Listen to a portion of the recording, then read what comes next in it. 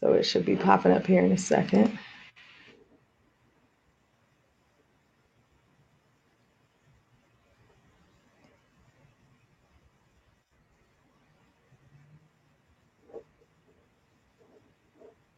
All right, I think we're live. Yeah, I think we're live. Let me know if you guys can hear me. Give me a thumbs up if you guys can hear me, if you can see me. Everything looks good. I know somebody said that they couldn't see anything, so let me know if you guys can see and hear me good. And we're gonna dive right in here. Give me a thumbs up. I'm watching y'all. I am watching y'all. All right. I think we're good. Okay, what's up, you guys? It is your girl, Lauren Denise, host of this Two Shall Suck podcast, where we talk about the real of grief, the whole grief, and nothing but the grief. I am so honored and humbled and excited to have the marvelous, phenomenal Gerald Griggs on. But I'm going to read y'all his bio because I need y'all to understand how fabulous this man is. So let me go ahead and read his bio for you guys. As one of the nation's most acclaimed attorneys, Gerald A. Griggs, aka the Justice Fighter, is known for fighting for the people. Last year, Griggs stood alongside the NAACP and made national headlines, calling for a boycott of the NFL until Colin Kaepernick is signed. Spurred by the events of Charlottesville, Griggs declared there will be no football in the state of Georgia if Colin Kaepernick is not on training camp roster and given the opportunity to pursue his career. Griggs, one of the organizers of the Women's March in Atlanta, became the largest marches in Georgia history, drawing in over 63,000 Georgians. His goal is simple: help minorities understand why they're voting and get them to the polls for the midterm elections.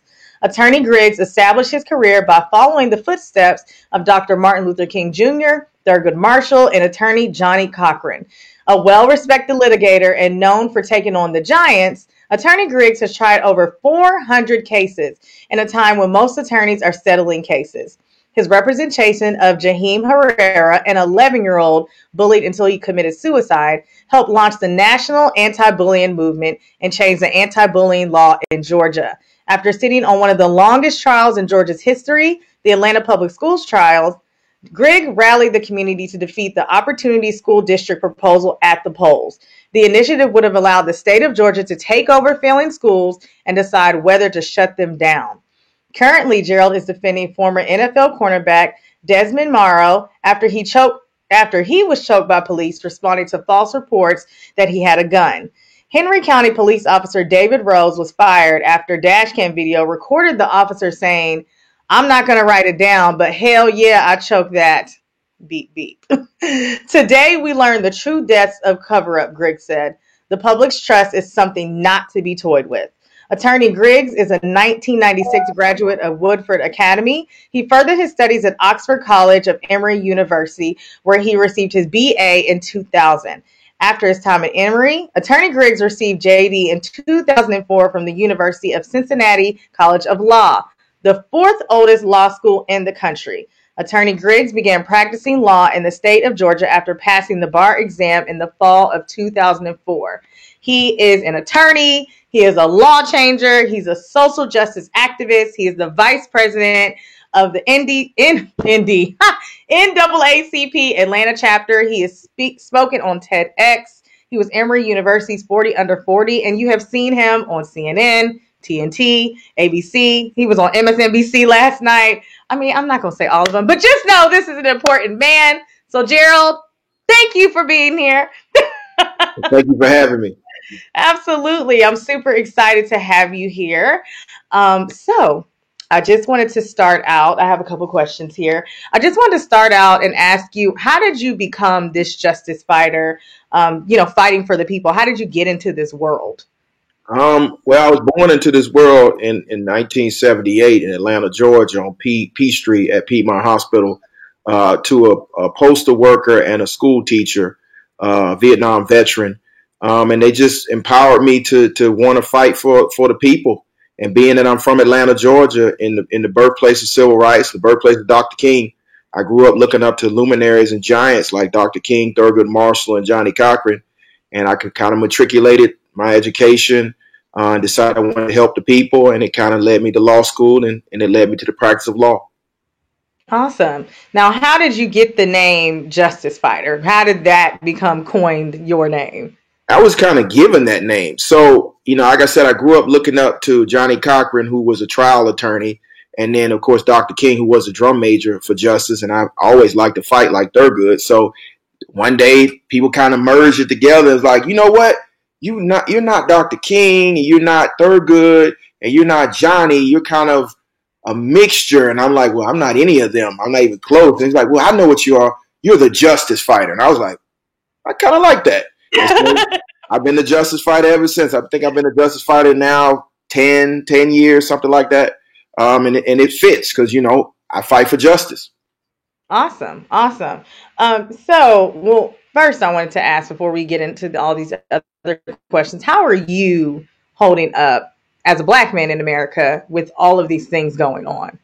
I think I'm holding up pretty well. I mean, I'm pretty well adjusted guy. I know that we're in a pivotal time in history, and I'm appreciative of the time. I recognize that we are at a crossroads. And so I know that when something goes really bad, somebody's got to step up and make sure it goes in the opposite direction. So, some days I'm down, but then when I get down, I go have a conversation with our ancestors through books, and I get back up and I keep fighting and we keep winning. So, I'm excited. Awesome. And let's talk about that, because you are out here and you're doing those things. So like I discussed earlier, you organized the Atlanta Women's March. And I know you organize a lot of the marches. I actually went to one when Philando Castile, all 2016 Black Lives Matter March. Yeah. That's right. And I was there, and it was just, the energy. I would suggest anybody who's watching this, if you have not been to a protest, the energy and the love and the camaraderie that comes with it, I would suggest anyone to go to one. So what do you say to those people who don't think protests are necessary and they're just a waste of time? Let's see. Rayshard Brooks yesterday proved that protest works. I mean, Mr. Howard would not have charged both of those officers, but for at that point, 19 days of protest for police accountability in this moment. And so considering we're on day 20, I think that protests are clearly working. We've seen Atlanta decide to change how they want to police in the city. We're seeing change on the national level, change on the state level. And so if you don't believe protests work, you haven't been awake. Look at George Floyd. I mean, the sustained protests, they're at day 24. We're at day 20. They're at day 24, and we're talking about complete wholesale change of the police department. So for the people that say protest doesn't work, again, whether it's the 60s or it's right now, it's being proven. Think about it. The NFL boycott, people thought we were crazy about the NFL boycott. Now the NFL has spent $80 million with the Players Union.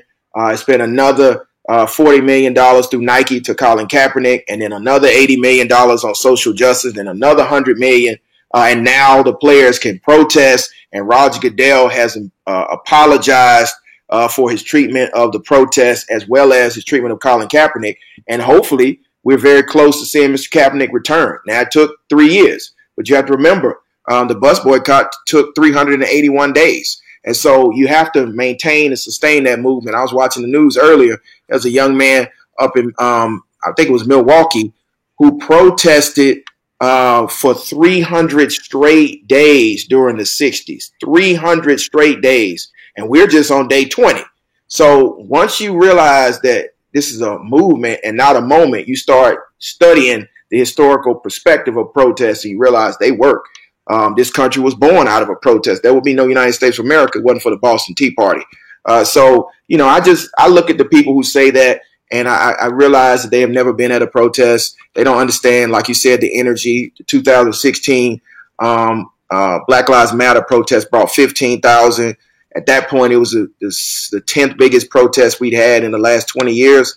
And wow. Then a few months later, got a call from 6 energized women about doing a protest about after Donald Trump was elected, and it turned into the biggest protest in Georgia history, which then turned into 16 straight weeks of protests in our state. Our senator here, David Perdue, which also morphed into numerous actions and the birth of the Georgia Alliance for Social Justice.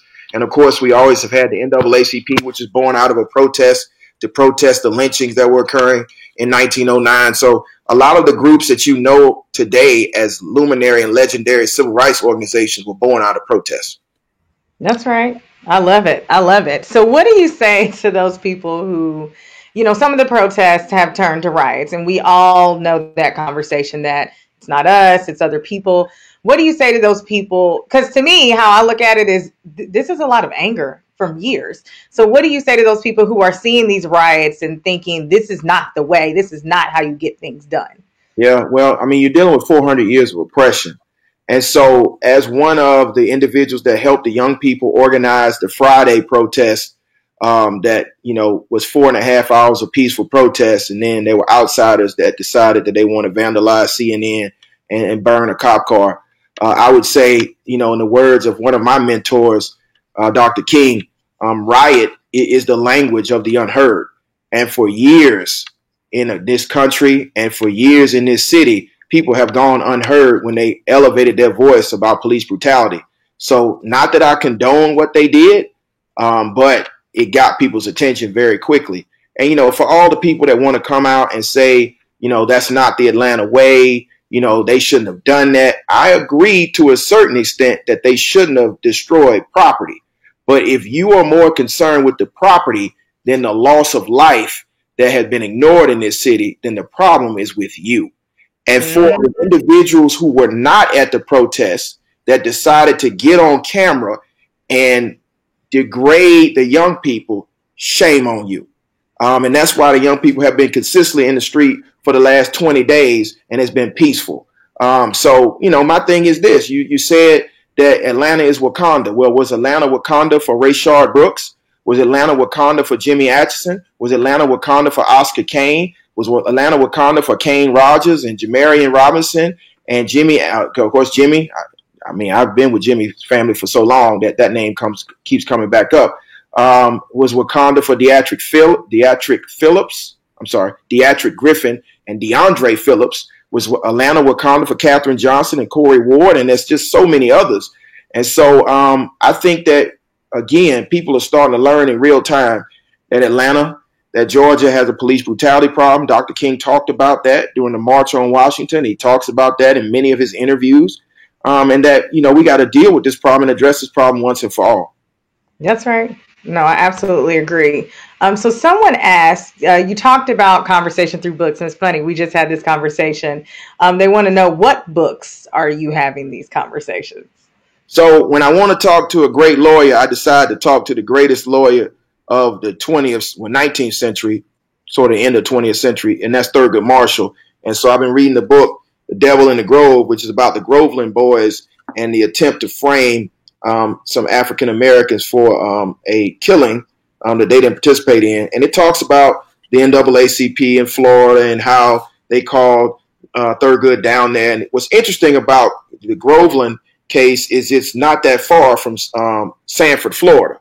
And if you understand anything about the history of Sanford, Florida, either that being one of the most racist towns in America, it also being where Jackie Robinson started his professional baseball career. It's also the town that had one of the most racist sheriffs ever.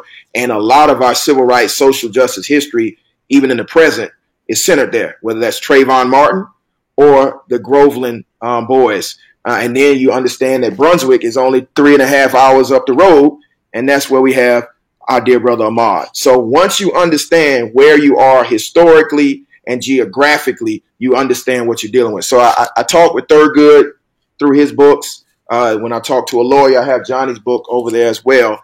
And then when I want to talk to the leader of the movement, who's still the leader of the movement, I have a conversation with Dr. King in his last book, Where Do We Go From Here? Chaos or Community. It's the last book written by Dr. King in 1967, where he outlines the blueprint for getting to the promised land. We talk about the march and the speech, but we need to talk about the blueprint for getting to the promised land.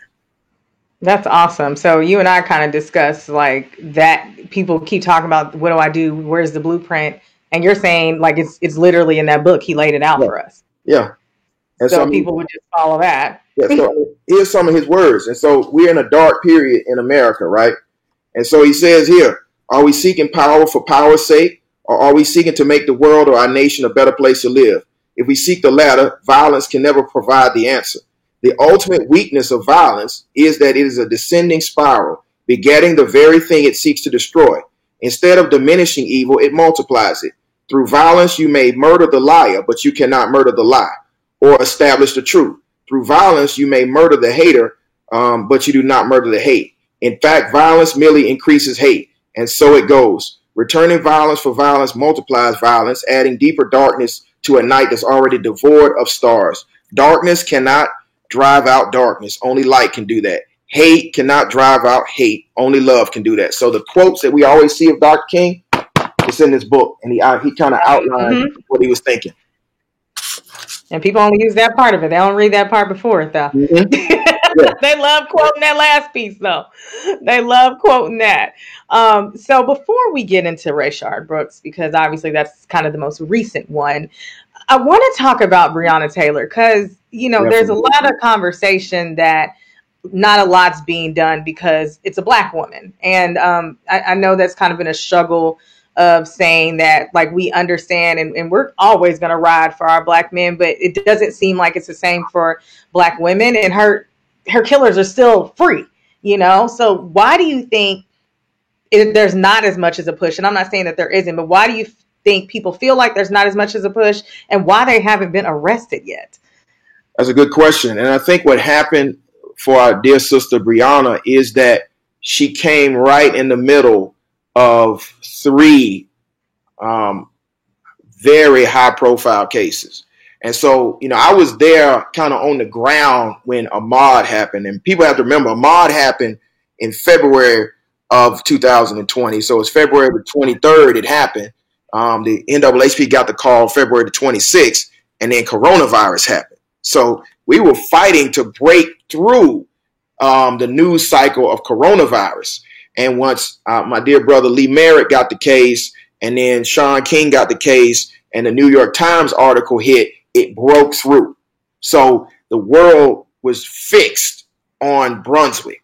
And so, and it took 3 months. It took Wanda Cooper Jones making sure that this case got the attention. And so we were fixed on Brunswick, and we had a video. And then Breonna Taylor happened, and we were fixed on Louisville for like 2 weeks. And then George Floyd happened, and then we were fixed on Minnesota for it seemed like a month and a half. And so what I think happened was the activists that were activated for Ahmaud stayed in Brunswick. The activists that were activated in Louisville stayed in Louisville. But then Minnesota happened, and everybody went to Minnesota. Yeah. And then Minnesota burned. And so that transfixed the attention of the media on the burning.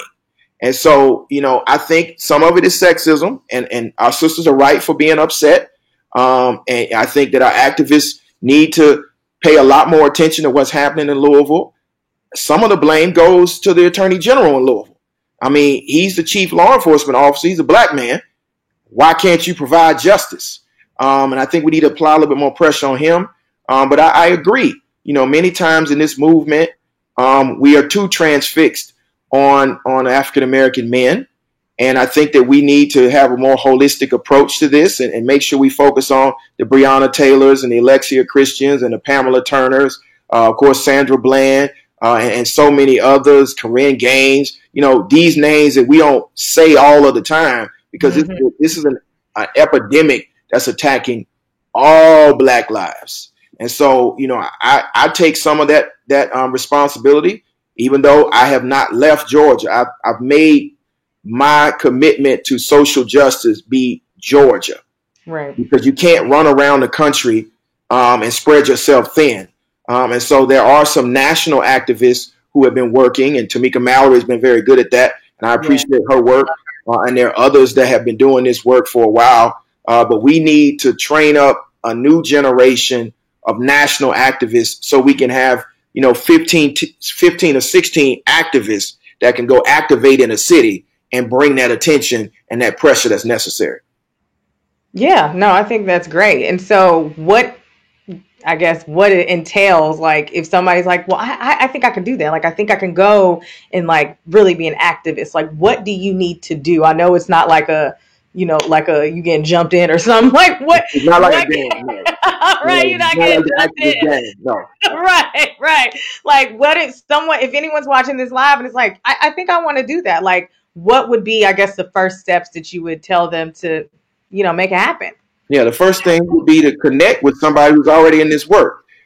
They can give you definitely a reading list, a study list, and then you can go to several actions and just be present in the moment and learn the do's and the don'ts so that when you are the main activist, you know how to motivate the crowd, how to move in ways that won't get you in trouble but will get your point across, and how to connect with the lawyers to make sure you got a bail fund and lawyers ready to represent protesters. Make sure you know the power structure and the lay of the land so that when you have negotiations, you know who are the power players and who you can affect change with. And then you also know when you're being BS'd. So I think the first thing is to connect with already established activists in your area or that you may follow on social media. DM them. They'll respond. And then get connected into the movement because it is, in fact, a movement. And you can start learning and training so that you be ready to activate when it's time to activate. Yeah, absolutely. So you hear that, guys? Y'all want to be an activist? You know what to do. Slide in Gerald's DM. Yeah, slide in my DM. Slide in his DMs. He does answer. So let's talk about Rayshard Brooks. It's funny. I think I shared with you. I've seen a lot of different opinions because it's like, well, he was being resisting and he was doing all of these and, but the cop clearly got charged that he kicked the man while he was down. Like there's so many different layers to that. So can you speak to, number one, why the cop got charged and why he should have gotten charged and why it was wrong? Again, maybe that was my opinion, but can you just speak to why the cop got charged? Yeah, first and foremost, the law is against the police officer. Tennessee versus Gardner and as well as Graham versus Connor outlined the reasonableness standard when deadly force can be used from a Supreme Court perspective. I talked about this a little bit on MSNBC. And you can't shoot a person when they're fleeing away from you, period. That's Tennessee versus Gardner. And so for the people that say, oh, but he fired the taser, a taser can be considered a deadly weapon in certain cases in Georgia, but he fired over the cop's head. And this is what the DA said at the press conference that I was at. And my hope would have been the media would have ran the whole press conference, just live stream the whole thing so you can hear exactly what he said, because the most important piece of evidence was the fact that the police officer kicked Mr. Brooks after he was down and he was dying. So if you truly were in fear and you shot a man in the back twice and then you kick him and then you stand over him and hold him down and not render aid, that shows you the intent of the officer. And that's the reason why the officer is charged. So I hear the police union and I hear the police and I hear the armchair lawyers out here on social media. But I also know what the law says in Georgia. And, if a suspect is fleeing, you just need to get on your radio and radio for backup. And then you surround the area and you catch him and you bring him in. Because there was a guy down in Spalding County who fired a gun at deputies, and he was brought in safely. So again, for all the folks that say, oh, well, he should have just complied. There are folks that complied that died. Oh, he shouldn't have tried to run. Well, Walter Scott ran. He got shot in the back. That officer got charged and convicted. And so at this point, it's on the police. They're the ones that are trained to how to de-escalate a situation. And, whatever the reason that Mr. Brooks decided to run, that's not a death sentence. The only crime that he allegedly committed was DUI. And the last I checked, DUI is a misdemeanor in the state of Georgia, 12 months probation, $1,000 fine. Some can argue that maybe he was obstructing or committing felony obstruction. Well, the punishment for obstruction or felony obstruction is 12 months in jail, $1,000 fine, or felony obstruction, which is 1 to 10 years in prison. Okay, not death, not judge, jury, and execution on the side of the road. And for the folks that say, well, the officer, he feared for his life. Well, Tennessee versus Gardner said you can't fear for your life if the person running from you. That's case law.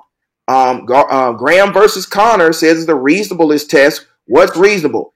If the taser hit the officer who had a bulletproof vest on. It's the same taser that didn't even stop Mr. Brooks. So it clearly wouldn't have stopped the officer or hurt the officer or caused any serious bodily injury, which is the standard. Then you can't shoot a person in the back. And then you can't kick him. So that's why he's charged with felony murder. That's why he's charged with aggravated assault. And then he's not even a good shot because he shot a car up and almost injured 3 other people. So that's why he's charged with all those aggravated assaults. And that's why he's charged with, and get this one, this is for all the armchair lawyers out there. He's charged with violation of oath of office because it's a standard operating procedure for Atlanta police not to fire a taser or a gun at somebody fleeing. Period. So he violated his own SOPs. So again, armchair lawyers out there, the ones who've never tried a case, the ones who are out here saying, oh, Rayshard Brooks is different from George Floyd, or he's different from Breonna Taylor, or he's different from Ahmaud Arbery. You can't, per Atlanta policy, fire a taser at somebody that's fleeing.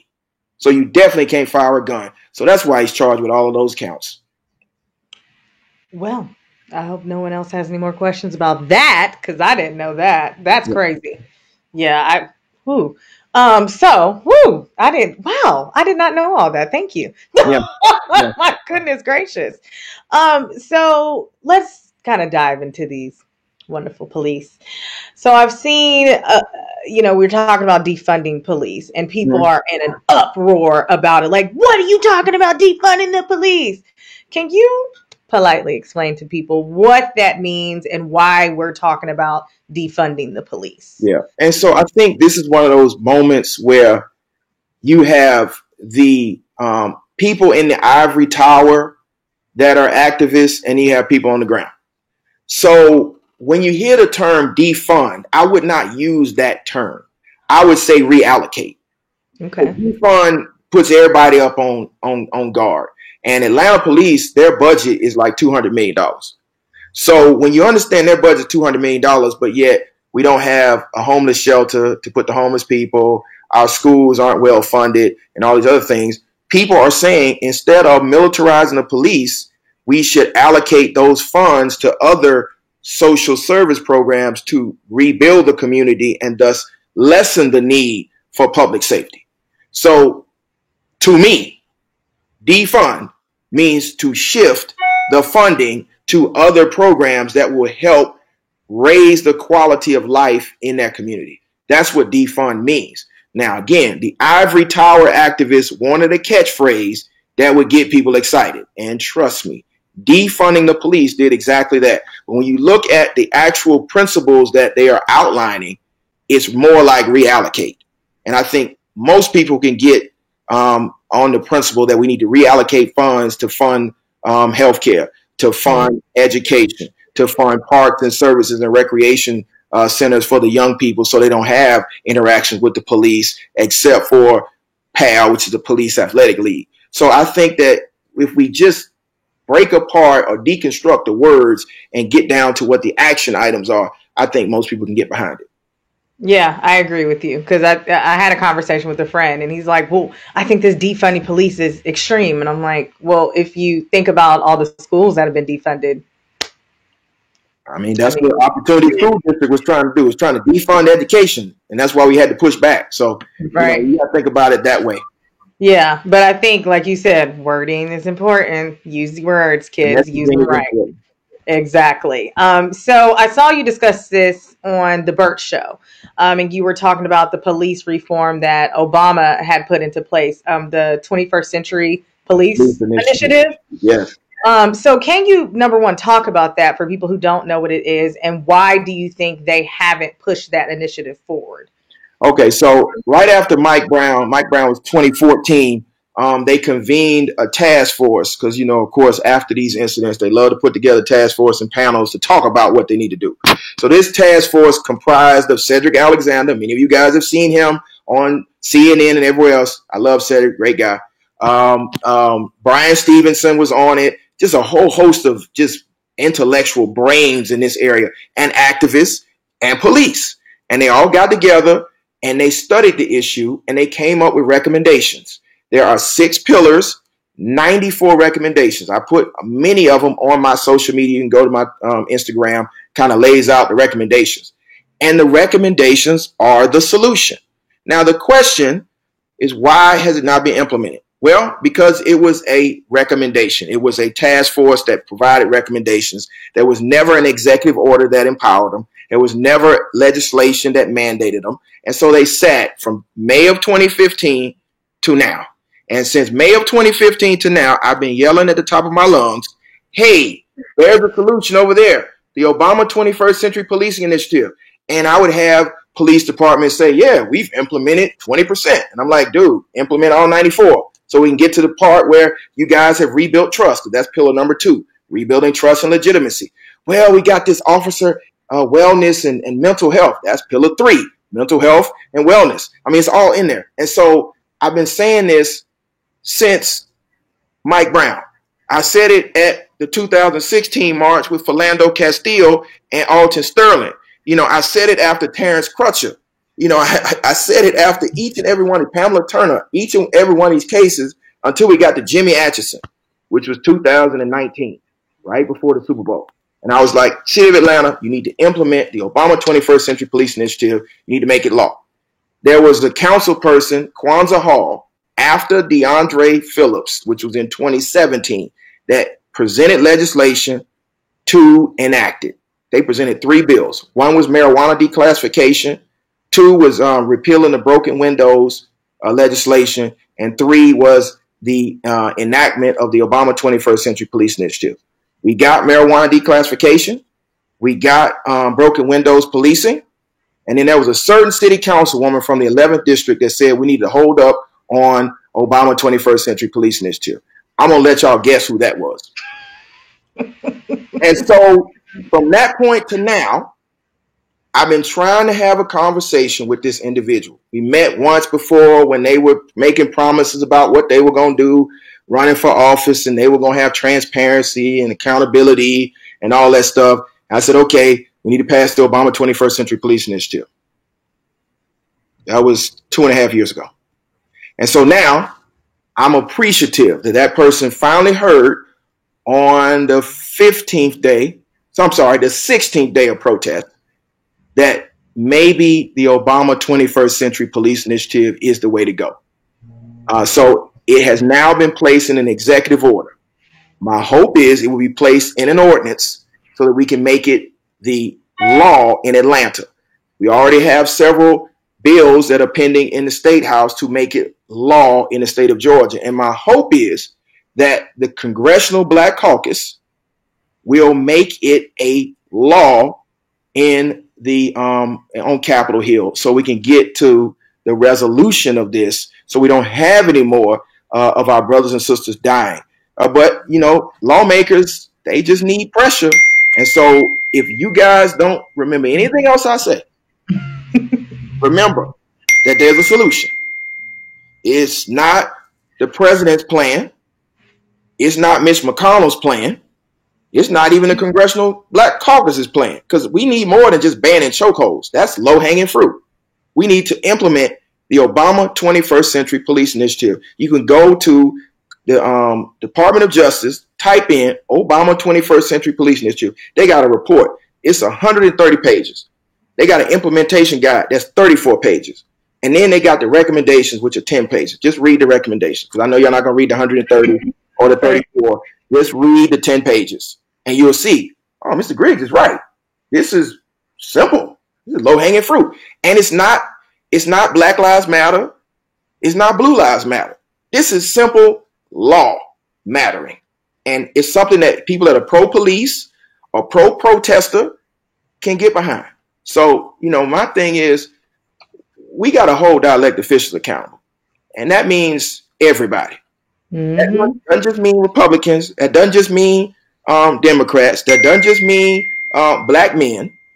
That means black women who ran on a platform of being pro-black because their parents were activists. Mm-hmm. So I'm just saying, I'm trying to be nice about this. We really care about Atlanta and we really care about our children.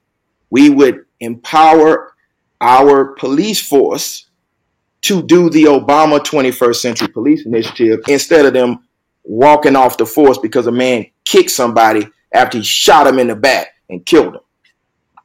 Listen, I was like, what is this hissy fit about? Man. Oh, y'all don't like getting treated improperly? Oh, you don't like when... You don't like when somebody arrests you before they investigate and then they lock you up with no bond and then we figure out what happened after that? That sounds like 80% of my clients. What an anomaly. Oh, too much. I was like, I we gotta wait can't. for the grand jury. That's not how Georgia criminal procedure works. You have to be arrested first. Then you got to go through a first appearance. Then you got to go through a prelim and bond hearing. And then you get bound over to Superior Court. And then you have a grand jury. That's how this thing works. That's Title 17 all day long. That's why I posted that on my social media. And that's why I was complaining that the media seems to have mysteriously forgotten how this system works. Surprising. The media. That's a whole nother conversation. We can stay on that for like 30 minutes because they, especially some of these local ones here, let me not, because I'll go on a whole tangent with that one. That's why we got these platforms. Exactly, because people need to know. So for those people who are, hearing, in the initiative, I just want to make sure this can be implemented by any state. So like for people who are watching from out of town, they should really hold their local, leadership accountable as well. Correct? Yes, because no police department, no municipality, no state government, and definitely not the federal government has implemented the Obama 21st Century Police Initiative 100%. Some of them have gotten to 40 to 50. I've heard that somebody is at like 64%. But you got to think about it. This thing is 5 years old. How you just at 64%? If you really want to be serious about rebuilding trust and legitimacy and taking care of officer health, safety, and well-being, and then making sure you have non-lethal de-escalation tactics, but you're only at 64%. Y'all don't care. No. So if y'all are watching, you make sure you hold wherever you're watching from, hold your local officials accountable. Like whoever you need to talk to, get out there, figure it out, like start having those conversations.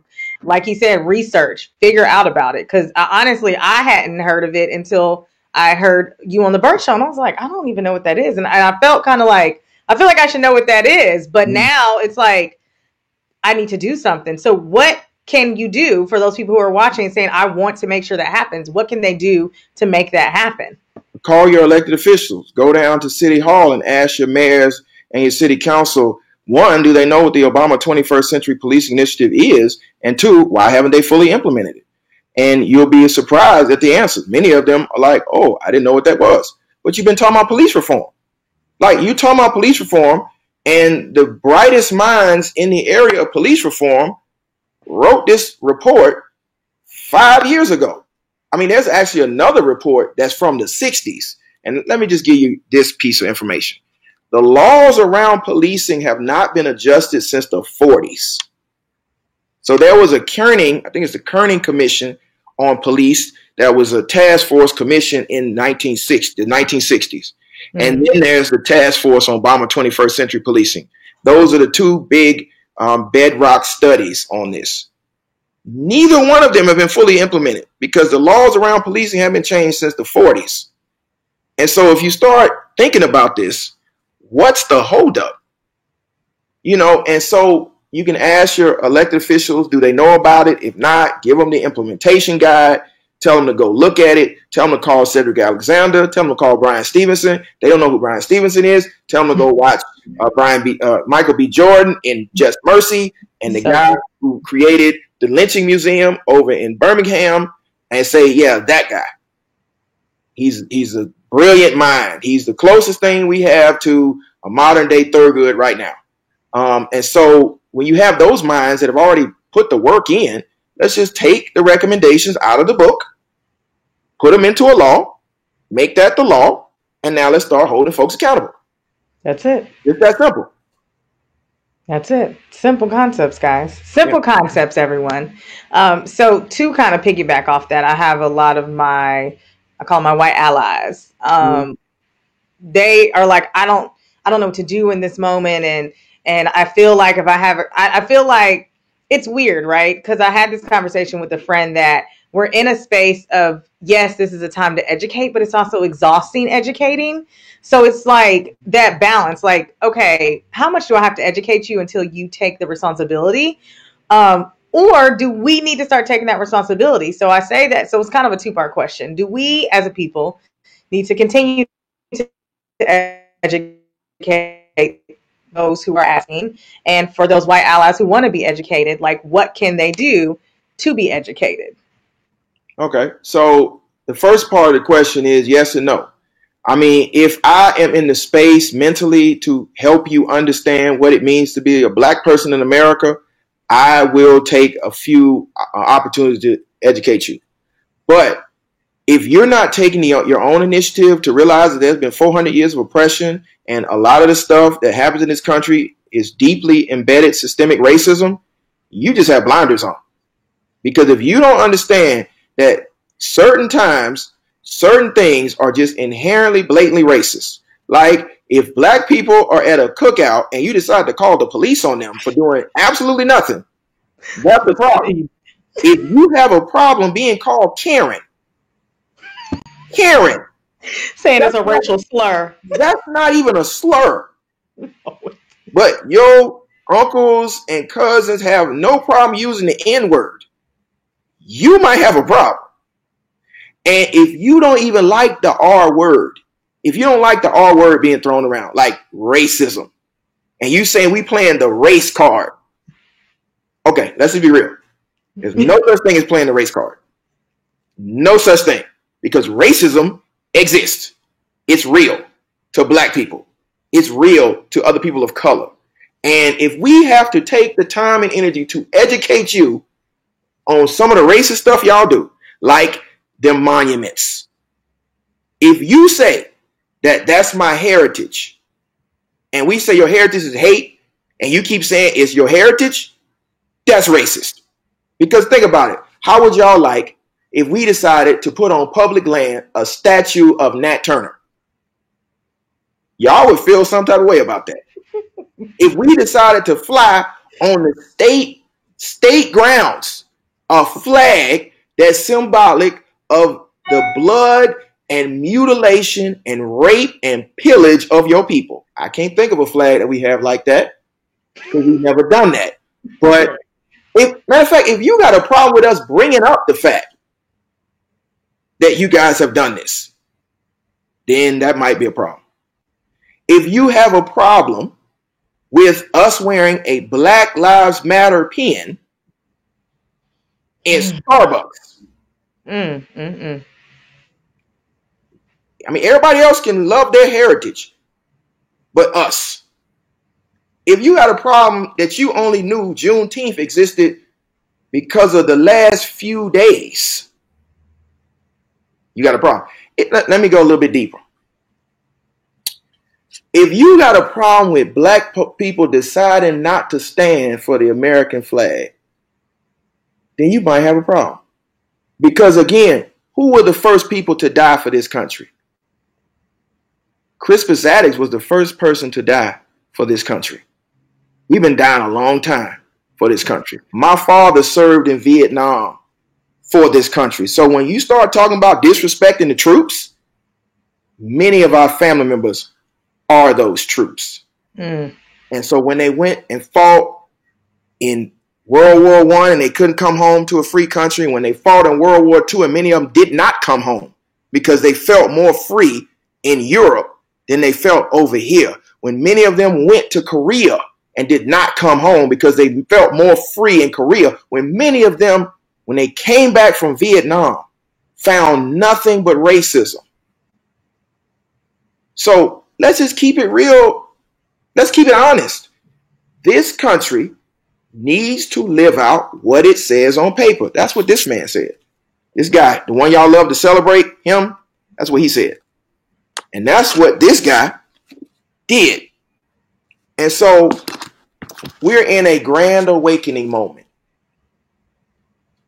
in 2020.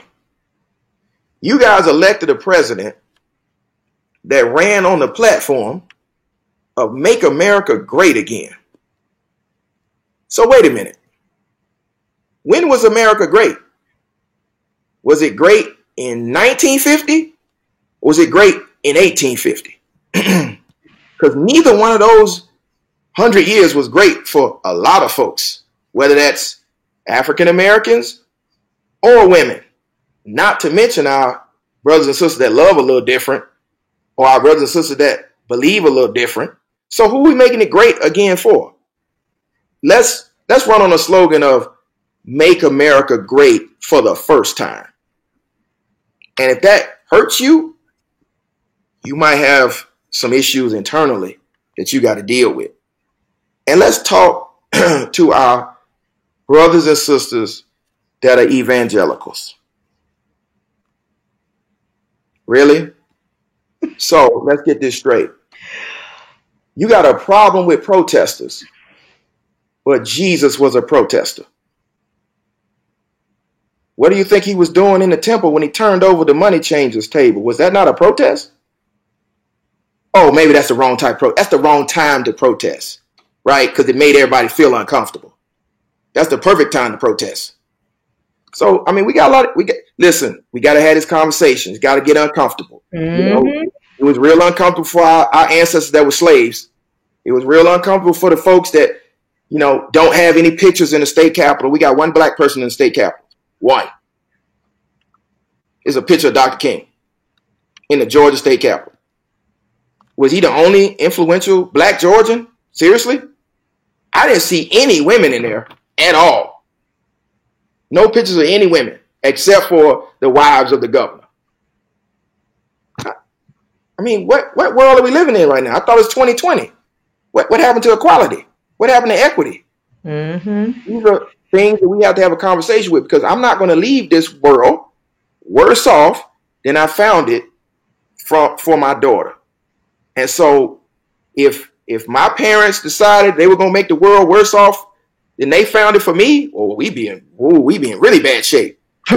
Here's the big one. And somebody told me this, and it didn't really sink in. You know, we the first generation of black people to be born. I'm talking about the people that's in their 40s, to be born with all your rights. Wow.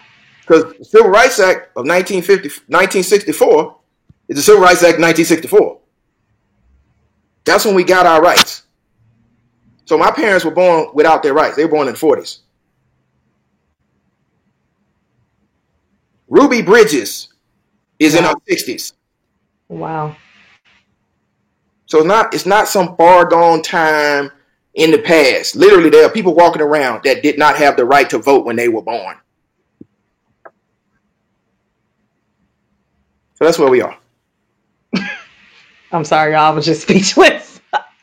Gerald is coming to y'all's house today. Okay. So if you are upset, so sorry. Yeah. I was upset when I saw a video of Ahmaud Arbery getting hunted and shot with a shotgun, and then they tried to blame him. Oh, he was trespassing at new construction? Right. I was like, on open. Okay. And then they had video of everybody else going in there. And then I went down there. And I was like, wait a minute. So this is the place that he was supposedly burglarized, and that he got chased and hit with a car. See, when you start finding out the other facts, like Roddy Bryant, seriously, bro, like you went on national television and said you didn't do anything wrong. And now we found out later you hit him with a truck. Right. Like, and that's why the news need to report all of it. Don't just report some of it. So then you got people online that's making these crazy arguments. And for the folk that's online making the crazy arguments, you know your tweets don't age well, right? Because you know people gonna bring them up 10 years later. We screenshotting that stuff. Like the right now that are defending Officer Rolfe. Oh, goodness. Saying that the picture, now I'll pull up the picture. The picture of him kicking him didn't happen. I mean, where did we get this picture from then? Right. I'm like, well, where did it come from? Somebody made it? Where'd that picture come from? That's him kicking him. So, like cock and back kicking him at that. And now they talking about, oh, we need to release the whole video. No, that's what court is for. You think they gave you all the evidence they got? No. But y'all keep on being keyboard courage that y'all know how law works. I'm going to remind you, y'all said the same thing about Anthony Hill. Y'all said it was no way that Robert Olson was going to prison. You know who sat through the trial? You know who sat through all 6 days of the trial? You know who saw Robert Olson when he got them 20 years? You know who's going to be at Officer Rolfe's trial? You know who's going to be there when he gets life sentence? Just keeping it real. Y'all keep saying, and it's the news, y'all keep saying we don't ever win these cases. That's not true. Gregory Towns was electrocuted by East Point officers. They got life sentences. That was in Fulton County. Robert Olson, 2 months ago, 2 or 3 months ago, I can't remember. You just check my Instagram. He got 20 years. And we got 7 others that are in the queue. So I'm going to give y'all a little secret. For the folks that live out of town, tell all your friends that are police officers, don't kill anybody in the state of Georgia. No, that's right. Because if you kill somebody in the state of Georgia, you're going to prison. We coming for you. I'm working on getting folks in Alabama and folks in South Carolina and folks in Florida and folks up in Minnesota. But for right now, stay out of Georgia. Because you're going to jail. You're going to jail. Ask Officer Rolfe. Where is he right now? In jail. The other one got out, I saw. He got out He got bond because he's a cooperating witness, even though his lawyer says he's not a cooperating witness, which is why he's lucky that Mr. Howard is the DA and not somebody else, because if you would get on national television and say you didn't give me a statement, I would take away that bond and you'd be sitting in there too. Another question. Y'all said the McMichaels would never be arrested. Where are the McMichaels right now? In jail. And for those who don't know, McMichaels are Ahmaud. So again, our parents taught us, see, it's 3 generations at work right now. You got the wisdom generation, you got the professional generation, and you got the energy generation. So you got the civil rights people, you got the ones that they told us to go to school, get your education, go get a good life, and you got the young folk that just fired up for no reason. These young folk fired up. Yeah, I'm like, I'm tired. I'm 32. I'm tired. Y'all say we a problem. We just holding them back. That's it. So if the civil rights folks said that Jim Crow didn't go away, said it just became James S. Crow Esquire, well, guess what? Civil rights didn't go away. It just became Civil Rights Esquire. So y'all want to do what y'all did in the past? Go right ahead. We're going to use this education that we got to make sure the law applies equally. So go ahead. Right. Do something in Georgia. Do something. Gerald said we waiting on you at the door. Yeah. Y'all can do all the GoFundMe you want. Raise up all the money you want. All the GoFundMe. They do have a GoFundMe for that officer. Again, how about this? How about y'all just stop killing us? Simple concept. That's all we want. That's all. We just want to live. We just want to live. We want to raise our children. We want to have a good life. We want to live in a good neighborhood, and stop saying that crime only happens in the black community. Ooh, I'm so tired of hearing black on black crime. Black on black crime does not exist. Ooh, dive into that. Let's talk about that. Crime happens in proximity to where you live. So if a white person murders a white person, that's not white on white crime. It's just crime. So if I have a problem with my spouse, that's domestic violence, right? I'm not going and beating up somebody that's not in my house. It's crime happens in proximity to where you live. Trust me, I know. I've been defending for 16 years. So if we want to talk about that, we can talk about these FBI crime statistics that say there are 8 million arrests and 6 million of them are white people.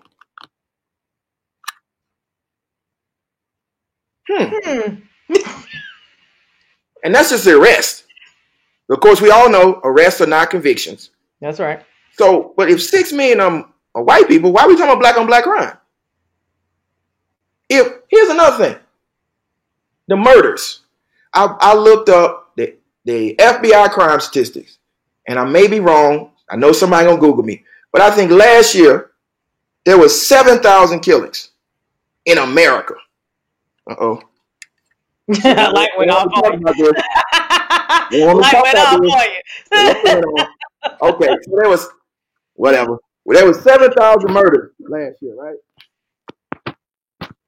And there are 50 states, right?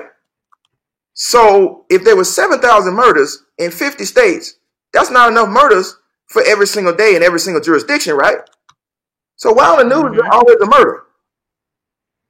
Where are they getting all these murders from? In Georgia, there were only 300 murders. 300. There are only, 365 days in a year?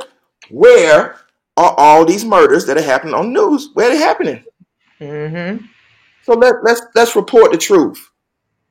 Stop sensationalism. Yes, there is crime in the black neighborhood, just like there's crime in the white neighborhood. If we just focus on reducing crime, period, and stop labeling it black on black or white on white or Hispanic on Hispanic or Asian on Asian, and just focus on the problem. See? Focus on the problem, the light comes back on. All right. Yeah. There you go. So I know I went on a tangent. I know you got some more questions. Oh, no. That was great. No, that was great because I'm so tired of hearing about that. Well, black people, y'all, please. You heard what he said. Black on black crime is not a thing. White on white, Hispanic.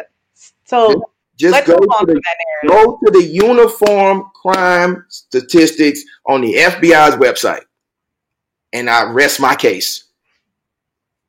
He's giving y'all places to go. So I would hope that when we're done here, everyone would go and research and stop. Let me not say stop. Not ask so many questions because it's 2020 and Google is a wonderful resource. You can just Google FBI crime statistics. And then it's a wonderful resource. And ask yourself why the FBI does not report or collect data on the number of police-involved shootings. The Washington Post has to do that. And last year, there were 1,019. Wait a minute. I told you a few minutes ago there were only 7,000 murders. Right. 7,000. But there are 1,000 police-involved shootings? I got questions. That's a problem. Again, there was a report that said the 6th leading cause of death for African-American males between the age of 16 and 35 was being shot by the police. This was top 6.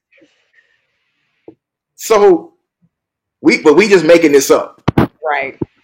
We're just making it a race thing. Yeah, it's that R word. You guys are race baiting. Right. And it's not. Do y'all realize something? And this is then I'm gonna let you ask a question. No, go ahead. They used to say Dr. King was a race baiter. Sorry, light. Here we go. We got some light, guys. So I'm just saying, y'all's fave, because y'all love quoting Dr. King. They love quoting him. They love quoting him like he was a pacifist teddy bear. Dr. King was not cuddly. Go on YouTube. Google some of his speeches. Dr. King, I mean, sometimes sometimes he was a little bit more Malcolm than y'all gave him credit for. Yeah. No, that's real. Mm-hmm. That's real. I'm like, y'all need to like really research Dr. King. Like, yes, he spoke on all these things, but like, if you really like heard some of the stuff he said, y'all be like, Did he say he was the most hated man in America? Most hated man in America when he died. It's just like Muhammad Ali. You know, everybody loves Muhammad Ali now. Did y'all love him when he decided he was not going to enlist for the draft? oh no. He said he said no Vietnamese ever called him the N-word. But I bet somebody over here did. He got Colin Kaepernick. Ooh, They I'm banned ready him. for that conversation now. And hey, let's start talking about Cap. So wait a minute now. How is it disrespectful to take a knee for the national anthem when a military veteran said that is the most respectful way? I guess we forgot about Nate Boyer. We forgot about Nate Boyer and all of this. Again, it's a reckoning that's happening right now in real time. Mm-hmm. And I would just hope that my white brothers and sisters and my white allies are having this conversation with their uncles and their cousins and their aunts. Because here's the thing. And remember I said something about Ruby Bridges? The people that were yelling at Ruby Bridges when she was trying to go into that school are still alive. If Yes, Ruby is 60, in her 60s, they're in their 80s. so they have taught this. And it's just been spread down. And you know what? I had a girl on my podcast last week. Her name's Stephanie. She was great. And she's white. And she was saying that in their families, in their communities, they don't create these spaces to talk about those things. Mm-hmm. As opposed to us, we have to talk about race from the moment that we're born, because there's so many instances when our child, I feel like everyone can remember when their childhood was taken away from them, because of someone realizing like, oh, you look different, and now you got to have the conversation with your mom or dad because you're 5 years old and they don't want to sit at the table with you because your skin is darker or you look dirty or being called a nigger for the first time. I feel like these are like, we have those spaces. So I think that's a good point, is that now we, or let me not say we, the white people who are the allies have to create those spaces. If you don't have those spaces in your family, create them. Because we always had those spaces, because that's all we had to talk about. Yeah. I mean, you had to have the talk at some point. And I mean, yes, the first time is going to be uncomfortable because some of y'all got racist uncles. It's like, period. It is what it is.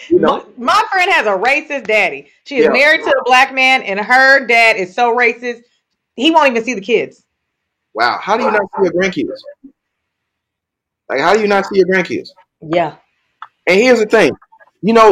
For our white allies, this is the best time to have it because there's a black guy on NASCAR that's driving around the track with a Black Lives Matter car, and they done took down the Confederate flag. So if there's ever a time to have this conversation, it's now.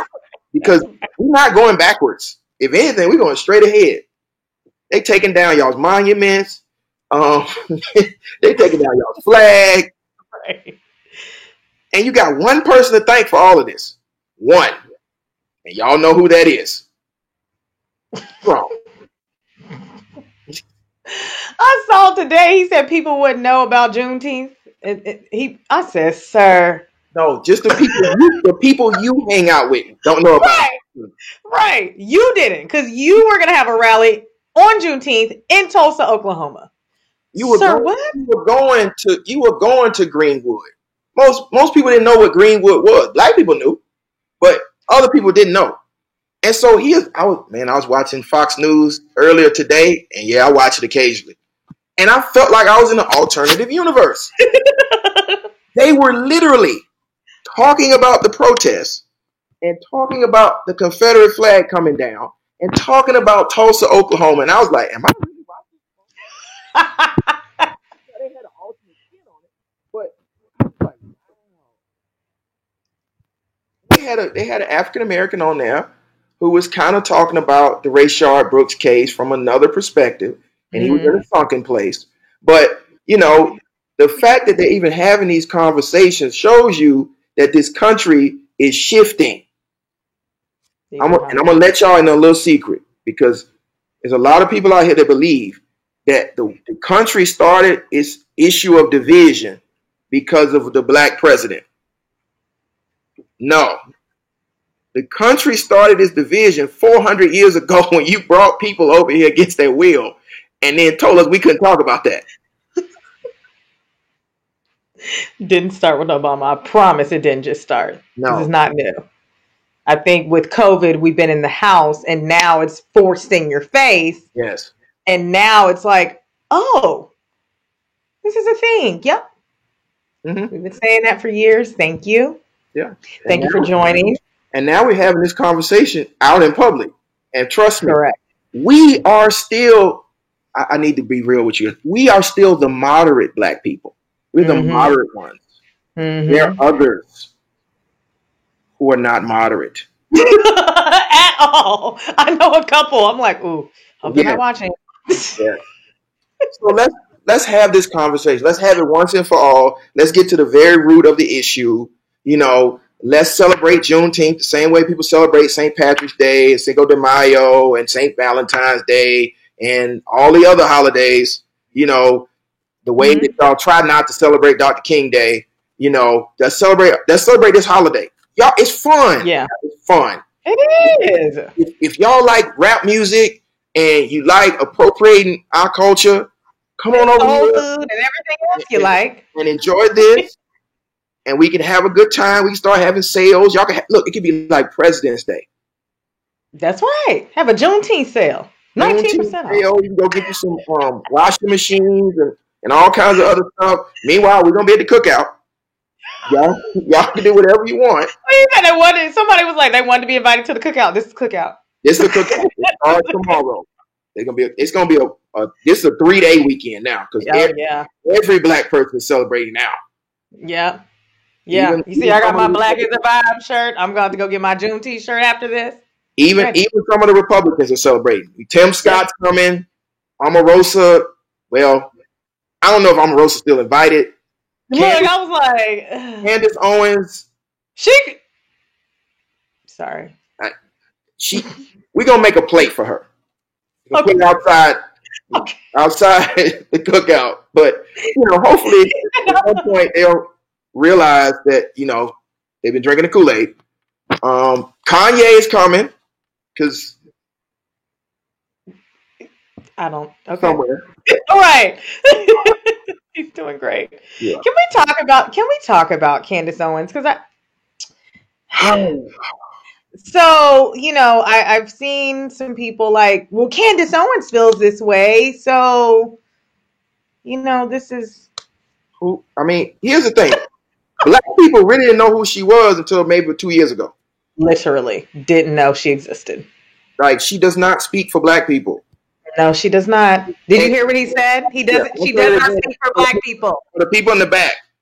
And for you, Candace, you don't speak for us. Okay? And so what I need people to understand is, Candace, what happened when you got discriminated against? Who came to your aid? That's right. Talk on it. That was my association that came to your aid. So what happened from that point to now? Speak on it. Speak on it. She had a whole, discrimination against her job, right? At her job. It was a whole racial discrimination lawsuit. What happened to that? And now we don't believe in any of this. I'm like, girlfriend. So, Candace, I get it. You have to stay relevant and you have to be on that side and you get clicks. But please, and I said this, I'm going to keep saying this, Candace, don't mention Ahmaud's name. Don't mention Rashard's name. Don't mention any of these people unless you put some respect on their name, because there's families out here that are hurting. First off, when have you ever been to Georgia? When have you been on the ground and walked through Brunswick or walked down University in Pryor to actually see where these people took their last breath? Mm-hmm. Don't do that, Candace. Mm-hmm. I can remember you very well. Because I had a matter of fact, Candace, I'll do this. I'll grant you the same favor I did Richard Spencer. Come on down. We can have a conversation. Come on down. Yeah. We can have a conversation just like I had with Richard before Charlottesville, when I tried to warn the world what he was peddling. Mm. So the platform is available. You name the time and the place. I'll be there. We can have a debate. But the only difference is we debate actual facts. That's right. And if you couldn't even handle being at Revolt, stay out of the black community. That's right. Don't be trying to use us to get your game.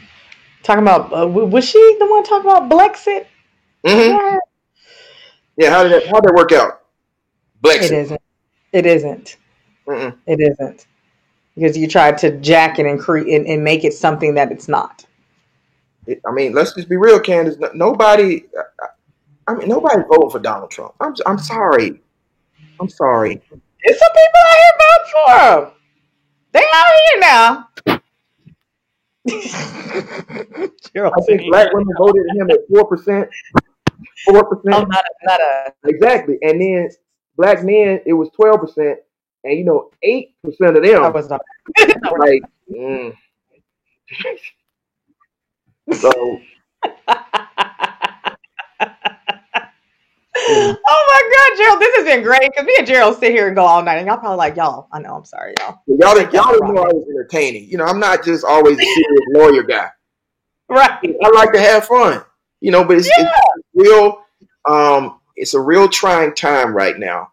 But we have to make the best out of this time and realize something. We are going to win. Why? Because we always win. Black people are overcomers. We have overcome a lot. We have survived a lot. And we will continue to survive. So we're going to get through 3.5 years of Trump. And, then he'll lose in the next election. And then we need to remember something that we learned in this period of time, though. No politician is above being held accountable. That's right. That's how we got in this situation. That's right. One thing I'll give Donald Trump credit for, and Mr. Trump, if you're listening, you can never say I didn't give you credit for something. You deliver for your base. That's right. So now, Democrats, it's time to deliver for your base. That's right. That's right. And that's why it's so important for you guys. In Georgia, first of all, you need to be registered to vote. Yes. First and foremost. And you need to do your research. My girlfriend told me about Ballotpedia. I think Vote 411 is another one where you can do a lot of research on who you're actually voting for. So make sure you're doing your research and go and vote. And there was a lot of voter suppression here in Georgia. I actually was in Sandy Springs. I was the first one in line, got there at 6:15. I was like, yes, hype. And the machines weren't working. 3 hours later, you voted. They made us do paper ballots. Oh man, we had to do the paper. So who knows if my vote was honestly even counted? Let's be honest. Yeah. But we had to all do paper ballots, and so at the end of the day, when those things happen, you still stay in line. You still get your voice heard. So don't let any of these things deter you. And I know this is a big thing in Georgia. I'm not sure. I'm sure it's in other places as well, but obviously I know in Georgia because experienced it firsthand. Mm-hmm. But make sure you're registered, research, and when it's time to vote, actually vote. And don't say you don't have time. I had this huge argument with somebody saying that they didn't have time to vote. And I said, you do know early voting was open for a long period of time prior to the day of, and your employer has to let you vote. So you get 2 hours to vote. Right, exactly. Yeah. So unfortunately, I can't agree with that comment that you said to me. So back to the point, make sure you're registered to vote, make sure you're voting, research, because like Gerald said, we have to hold these officials accountable because that's the only way we're going to be able to get anything done. And if we're in such a movement of getting things done and making sure that systemic racism isn't a thing, then everyone has to do it. Not only just black people, white people, like we all have to do it. So that's my rant about voting. Yeah. But Gerald, this has been great. I got one last question because I know I don't want to hold you hostage this whole time. what do you say, final words, to our community, that Black daughter, that Black son, mother, father, the protesters? Like, what do you say to us during this time to just keep us encouraged? Yeah. So here's the thing. I've had the privilege of speaking and learning from Dr. Vivian and Dr. Lowry and John Lewis, Ambassador Young, so many of our historical legends of the past. And the main thing they tell us is how proud they are of us. And that means a lot considering these people were beaten, they were hosed, they had dogs turned on them. And we are our ancestors' wildest dreams. I mean, I'm the fifth generation George, and I'm the great, great, great grandson of a slave. And to be able to walk into a superior court in any county in this state and dispense justice speaks volumes. And so it may seem dark right now. It may seem like we're not getting justice. It may seem like we see one viral image of a Black body being brutalized every single day. But when I talk to my president in my branch, and he starts talking about when he knew James Bevel, who was one of the architects of the movement, or when he talked with Fannie Lou Hamer or Ella Baker or John Dale Johnson, these are names, legendary names of the NAACP and the movement. And they always say that you gotta, like John Lewis said, you gotta get in a little trouble. And when you start getting in trouble and you start seeing the movement happen, you start seeing your ancestors smile. So you have to remember, and I was talking to some of the foot soldiers of the movement when we had the young people who organized the new movement together at the gathering spot, and they were talking, and they were saying that some of them went to jail 64 times, some of them went to jail 70 times, and that Dr. King was the leader, but he was the appointed leader, and he's still here. You can still talk to Diane Nash and get that wisdom. And the thing that they love so much about us is we are organizing this in real time and seeing change at a level we've never seen before. And so you got to get involved. You know, there was only 15% of the Black community that was involved in the civil rights movement. Everybody didn't march with Martin. Just like everybody ain't marching right now. Many of y'all on your keyboards talking about what you would have done in the civil rights movement. Well, I'm going to let you in a little secret. It's now. It's happening right now. So are you marching? Are you taking your children out to the protests? Are you making sure that you are making a difference? Because it's not just on me. It's not just on the activists. It's on each and every one of us. And you don't have to be a marcher or a protester. You can do it in your company. You can start your own business. You can support a Black business. You can speak truth to power. You can vote. Because the reason why we got 45 in office is because 40 million of y'all took the day off 2016. And so here we are. We got cities on fire. We got a pandemic that's raging through the Black community. We got crazy folk that are running these state legislatures that are saying voter suppression is not real and systemic racism doesn't exist. Why? Because we're not telling them, we're not putting up with that. So your kids are fed up. And so from 25 to 13, this generation here, they ain't trying to hear it. So you need to ask yourself, what are you going to tell your grandkids you were doing during this time? Unlike the old time where they hid the pictures in a shoebox and they started to pull them out now, this stuff going to be all on the internet. That's right. And so we're just going to pull it up. You said you was at the protest. Oh, okay, here we go. Pull up your Facebook. I don't see that in your memories, Grandma. This says you were complaining. You said Rashard Brooks should have been shot. You said that George Floyd should have just complied. You said that Breonna Taylor's life didn't matter. You said you were still watching football for the last 3 years. Ooh, did I hit somebody there? Did I hit somebody? Some of y'all still watching football. I ain't watched football in 3 years. I haven't watched football since the third quarter of the Super Bowl when Matty Lukewarm decided he was gonna keep throwing the ball. Oh, let's not go back there. Yeah, I called him Matty Lukewarm.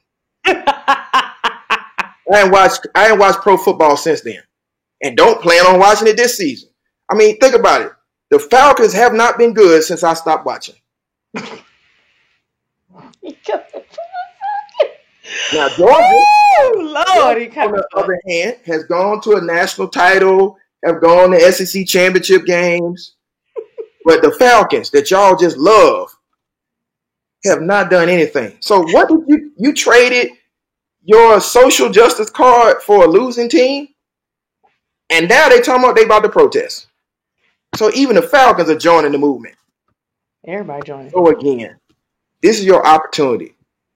Tomorrow at 1:00 we'll be at the State Bar. Like she said, the movement and the protests are an experience. It's a love fest. It's emotional. You will get to let out all that emotion with folks that are moving in one step. You get to hear what's actually happening on the ground and become a part of what's going on. And trust me, you know the folks that's up to no good. Those are the ones that stay after the protest is over. And we got pictures of all of them. That's right. Pictures all over there. That's right. Because you'll know when it's over. Everybody's tired. So, whatever Keisha was saying about them having knives and brown liquor, that didn't happen. That was somebody else. Yeah. And, you need to join. This is an opportunity to be a part of history. You're seeing history in real time. This is a part of the Atlanta that we all heard about in Eye of the Prize, where it's happening right now. And so I would just ask you to join as humbly as I know how. Just put one foot in front of the other and be a part of this. Because, we're doing this for our kids. And I love this city enough and this country enough to tell it needs to be what it says on paper. And that is that. Okay? He came to some of y'all's houses with that. You ain't had to go hard on the Falcons like that, though. Gerald, dang! We know they ain't good. Listen, we in mixed company. Don't be telling people that Georgia team ain't good. I'm just saying, maybe once Cap is back in the league and we all start back watching, maybe football will be enjoyable again. Right. But right now, I could care less. Yeah, understandable. No, I get that. But he so many valid points. But if you have not been to a protest, I would definitely, again, just the energy, the love there. And again, if you're scared, like I'm paranoid Patty. Okay. So I have not been to a protest this time. Yeah. However, that's why I use my platform to educate. That's why I created the podcast. That's why I have Gerald on. Whatever you are good at, use your skill set. So if you're going to be able to go and call all the senators and write all these letters and do all these things, do that. If you're able to, I donated to the bail fund, support a black business, all of these things, do those things. Because again, when you look back, you don't want your kids to be like, well, what did you do, Ma? Oh, well, I was at home, mommy's a little scared. No, I can say, you know what? I didn't go to the protest, but what I did is I created a podcast that we were able to talk about it. I brought people on, activists who were able to talk about it and all these things. You don't want to be on that side of history of well, you know what? What did I do? Because 2020 is going to be in the books. Let's be clear in my Atlanta voice. Let's be clear. It's going to be in the books. Okay. Mm-hmm.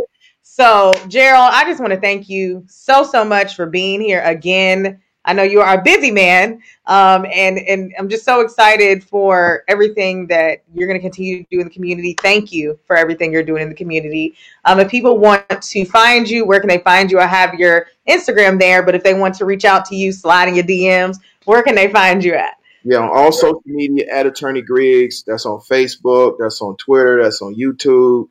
I got my own podcast, which is on all streaming platforms. It's Justice Fighter Radio. Actually, Justice Fighter Podcast on the Justice Media Network. And just stay tuned. You can go watch Cop Watch America, which is on BET. You can watch American Race, which is on TNT. Or you can just watch the protest, which is going to be nightly. Hopefully I'm empowering a new generation to finish the work of the giants of the past. And I'm just honored to be just a native son of Atlanta. This is a beautiful place. It's created a lot of beautiful people. It is a city too busy to hate. Sometimes we got to kick it in its pants to make it realize that it's got to live up to that.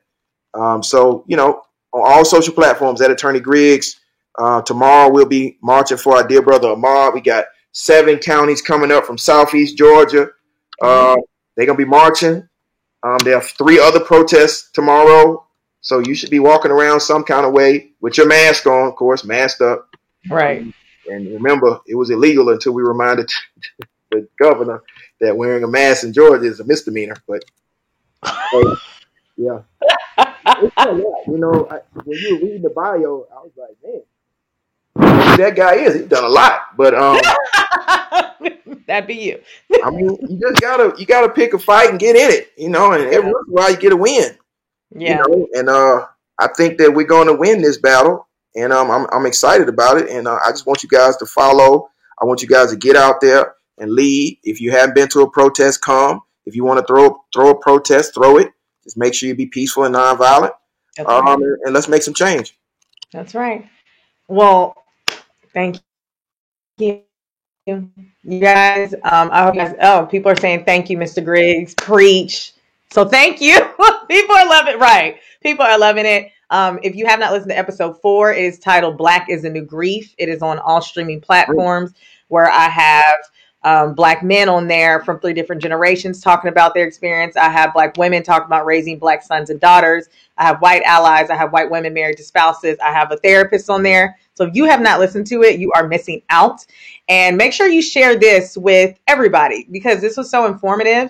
And I mean, again, I have a celebrity on here basically. So, Where? White House was up there yesterday. T.I. got in here. I don't see a celebrity. I see a fighter. That's right. I have the justice fighter. You see, he got it behind him too. So thank y'all for watching on YouTube and on Facebook. I love y'all so much. And I will see you guys next week on TTSS Thursdays. Peace.